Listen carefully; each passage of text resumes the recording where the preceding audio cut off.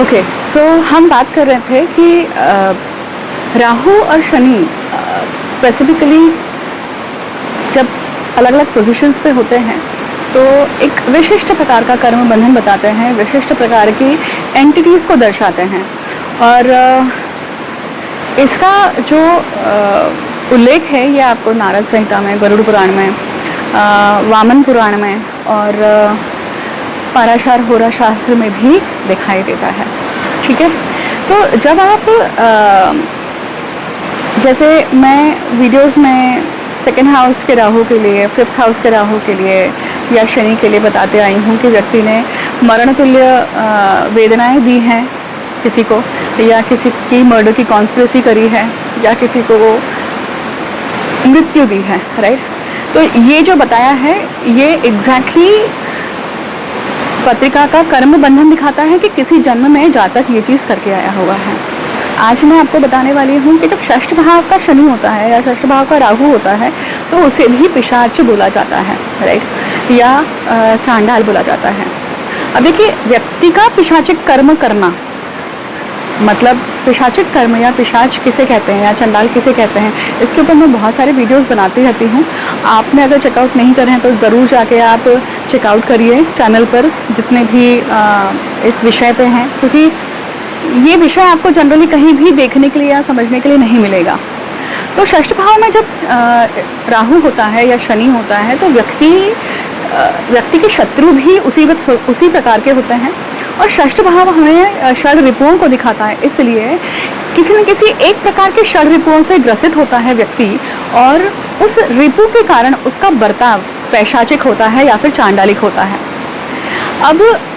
एक होता है कि उसका व्यवहार ऐसा है, और दूसरा होता है कि व्यक्ति जन्मतः ही उस चीज़ को लेकर आया हुआ है, जन्मजात ही उसमें बाय बर्थ वो एंटिटीज उसके साथ में लग कर आई हुई हैं। अब ये लग कर आना जो होता है ये कब होता है पॉसिबल कि व्यक्ति ने किसी न किसी जन्म में, जब पत्रिका में या किसी जन्म में जब तंत्र को लेकर या तांत्रिक क्रिया की होती है। अब तंत्र यहाँ पे जादू टोना सिर्फ इसी को नहीं समझना है हमें, राइट। नॉर्मल पद्धति से जो आप चीज़ें अचीव नहीं कर पाते हैं उसे आप सिस्टमेटिक तरीके से पुराणों में या किसी सिस्टमेटिक अप्रोच के साथ में उस चीज़ को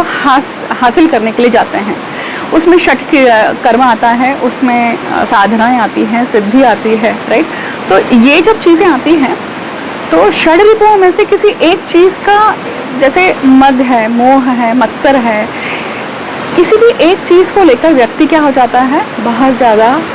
एक्सट्रीम लेवल पे चला जाता है, उसमें वो अतिरेक हो जाता है। और जब वो तंत्र करके आता है, मतलब उस चीज़ को प्राप्त करने के लिए जाता है उस माध्यम से, तो क्या होता है कि अगर वो सक्सेसफुल रहा है तो उसका भी प्रमाण हमें नवांश कुंडली में दिखाई देता है, या हम अलग अलग टी चार्ट्स पे भी उसके परिणाम देख सकते हैं। उसका जो कंफर्मेशन है या वो चीज़ दिखाई देती है, वो सूत्र वहाँ पे दिखाई देते हैं कि व्यक्ति ने ऐसा ऐसा किसी जन्म में किया है, कौन से जन्म में किया है इसका भी उल्लेख या इसके भी सूत्र होते हैं, बताए जाते हैं। ठीक है, तो षष्ठ भाव में उन षड रिपुओं से संबंधित व्यक्ति जब कोई तंत्र क्रिया में अटक कर आता है या कोई तंत्र क्रिया करके आता है, जैसे लक्ष्मी प्राप्ति के लिए या वशीकरण के लिए, या किसी को मारण की विधि में करके आया है, तो ये सारी चीज़ें दिखाई देती हैं छठवें भाव में। और छठवें भाव में दिखने पर क्या होता है, एग्जैक्टली व्यक्ति का जो व्यवहार है वो आप देखेंगे कि व्यक्ति का व्यवहार इसमें पैशाचिक हो जाता है या फिर चांडालिक हो जाता है। कैसे होता है? एक तो सबसे पहले जनरल जो पराशरी सूत्र है वो ये बताते हैं कि भाई छठवें भाव में जब राहु होते हैं, शनि होते हैं, तो वो शत्रु को परास्त करने वाला होता है, या अपने खुद के जितने भी छुपे शत्रु हैं या अजात शत्रु हैं, जैसे भी शत्रु हैं उसके ऊपर मात देने वाला होता है, षड रिपुओं पर भी मात देने वाला होता है। तो जो भी आपके षड रूप या रिपु हैं उसके ऊपर भी मात देने वाला है। क्यों? क्योंकि उसके पास में वो एक्स्ट्रा पावर है, किसकी? पिशाच की या चंडाल जो भी व्यक्ति के साथ में लगा हुआ है उसके। तो अच्छे अगर तौर पर हम देखें तो व्यक्ति उस चीज़ के ऊपर मात भी दे सकता है, परंतु उसी का आहार भी बन सकता है, मतलब उसका विक्टिम होकर भी व्यक्ति जीवन जीता है या अपने जीवन में वैसे कर्म करते रहता है। अब चांडालिक कर्म हम किसे बोलते हैं या पैशाचिक कर्म हम किसे बोलते हैं कि भाई जो समाज के हिसाब से, समाज के नियमों के अनुसार आप जब उल्लंघन करते हैं या अपने किसी इच्छा को पूर्ण करने के लिए गलत तरीके की नीति अपनाते हैं, अपना ही स्वार्थ देखते हैं, सेल्फ सेंटर्ड हो जाते हैं, या सेंसिटिविटी आपकी ख़त्म हो जाती है, क्रुएल्टी बढ़ती है किसी चीज़ को, ये आपको हमेशा नहीं दिखेगा, ऑल द टाइम ये व्यवहार नहीं दिखेगा। क्योंकि देखिए छठवां भाव जो है वो रूटीन का होता है और रूटीन में ही व्यक्ति कैसा है उसका एग्जैक्ट नेचर समझ में आता है। तो जब उल्लंघन करता है, धर्म विरुद्ध कार्य करता है, छुपते छुपाते हुए कार्य करता है, मान लीजिए जब अष्टम भाव से भी संबंध बन जाए ऐसे केस में, तो वो चांडालिक व्यवहार है। अब जैसे पुराणों के अनुसार हम बहुत सारे कर्म बताए गए हैं, जैसे कर्म विपाक संहिता अगर आप पढ़ेंगे तो आपको देखिएगा कि कर्म विपाक संहिता में बहुत सारे कर्म जो हैं वो जो धर्म विरुद्ध हैं या धर्मबद्ध होकर नहीं किए हैं, तो वो कर्म किस प्रकार के हो जाते हैं, चांडालिक कर्म होते हैं, पैशाचिक कर्म होते हैं, या प्रेत कर्म होते हैं, या भूत कर्म होते हैं। इस प्रकार का व्यक्ति का आचरण होता है। तो अगर मैं एग्जाम्पल दूँ और आपको कि किसी विवाहित होने के बावजूद भी किसी स्त्री के ऊपर नज़र रखना या किसी स्त्री के लिए वासना की भावना रखना, या आपको पता है कि ये पैसा आपका नहीं है फिर भी आप उस पैसे की तरफ आप व्यक्ति की नज़र जाती है, उसे अचीव करने की इच्छा प्राप्त करता है, तो ऐसे केस में ऐसे बहुत सारे एग्जाम्पल हो सकते हैं। ठीक है, समाज आप जब भीड़ के जगह पर हैं, बहुत छोटी छोटी चीज़ें भी दिखेंगी आपको पता है कि डस्टबिन है यहाँ पर, राइट, परंतु फिर भी व्यक्ति को बड़ा मज़ा आता है गंदगी फैलाने में, बड़ा मज़ा आता है रूल्स तोड़ने में, बड़ा मज़ा आता है ट्रैफिक सिग्नल तोड़ने में। जब ये उल्लंघन, इस चीज़ में वो जब आनंद लेता है, इस चीज़ में जब वो व्यक्ति बह के इस तरह का काम करता है, तो ये उसका बर्ताव क्या है, पैशाचिक है और चांडालिक है। ठीक है,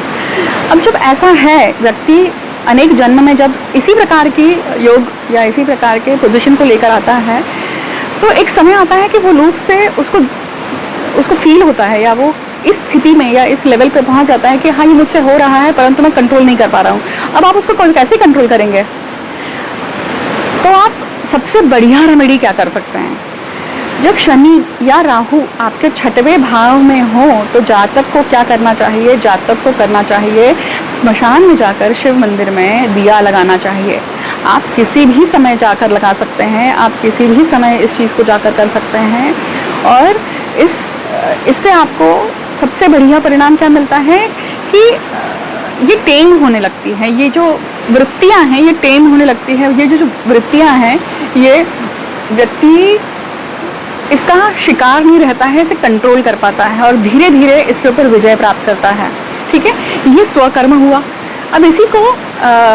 तांत्रिक रूप से भी किया जाता है, इसको वैदोक्त रूप से भी किया जाता है कि अगर वैसे व्यक्ति आपके साथ में सामने या आपको ऐसे कोई साधक मिल जाते हैं जो इस चीज़ को निवारण करने के लिए, मार्गस्थ करने के लिए आपको मदद कर सकते हैं या ऐसी क्रिया करते हैं, तो ऐसा स्पेशलिस्ट होना चाहिए। देखिए, तो आप मार्गस्थीकरण की क्रिया भी कर सकते हैं, परंतु उतना ताकतवर तांत्रिक या उतना ताकतवर ब्राह्मण होना चाहिए जो इस प्रकार की विधि को संपन्न कर सके, उसमें उतनी पावर हो, उसमें उतनी शक्ति हो, उसके तभी ये संभव है। ठीक है, नहीं तो नॉर्मल तौर पर आप क्या कर सकते हैं कि आप जाएं और आप स्मशान में दिया लगा सकते हैं। इट डजेंट मैटर कि व्यक्ति जो है वो स्त्री है या पुरुष है, आप किसी को देखिए, आप जब स्मशान में जाते हैं तो प्रयत्न क्या करना चाहिए कि जब आप वापस लौटते हैं तो आप घर आकर नहा लें, राइट, शौच कर लें या बाथरूम कर लें, क्योंकि कुछ नियम हैं जहाँ जो नियम हर जगह पे हर वास्तु पे जाके व्यक्ति फॉलो करता है, तो वो चीज़ उसने करनी चाहिए, उसे फॉलो करनी चाहिए, उन नियम का उल्लंघन नहीं करना चाहिए। ठीक है, दूसरी चीज़ आप क्या कर सकते हैं कि जब आपने इस प्रकार का आप जब रेमेडी करते हैं, उपाय करते हैं, तो आप इस चीज़ का भी ध्यान रखें कि अगर आपको जलती हुई चिता दिखती है तो आप